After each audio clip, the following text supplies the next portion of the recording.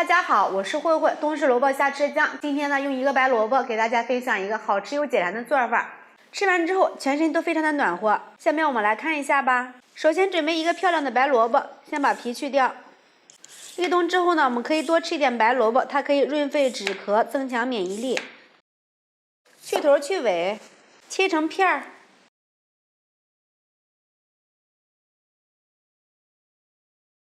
先放入盘里备用。准备一把鲜的虾，把虾头给它去掉，把里面的虾线和脏东西给它去掉，把这个虾壳给它剥掉。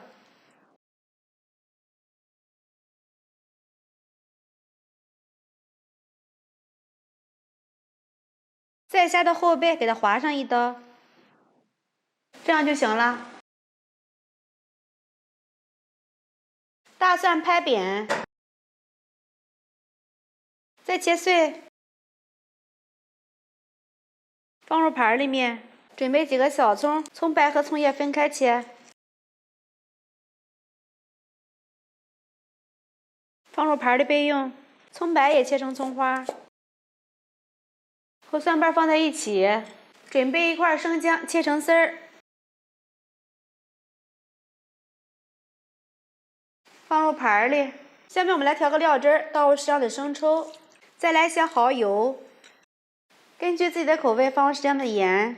我这里放了2克胡椒粉，再来点清水，用勺子充分的搅拌均匀。再来一点淀粉。准备一口砂锅，里面倒入适量的油，放入葱姜蒜，炒出香味儿。把虾头放入里面，炒出虾油，炒至虾头变色，放入白萝卜，倒入适量的清水，盖上盖子焖煮5分钟。时间到，打开盖子，把虾仁放入里面，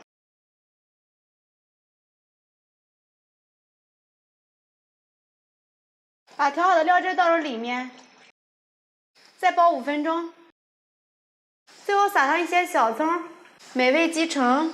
萝卜和大虾这样子做真的是非常的好吃，特别的鲜香入味儿。萝卜也是吸足了汤汁，非常的美味。冬天来上这么一锅，全家人都非常的爱吃。喜欢的朋友们就赶紧试一下吧。喜欢慧慧的视频，记得点击关注、转发，拜拜。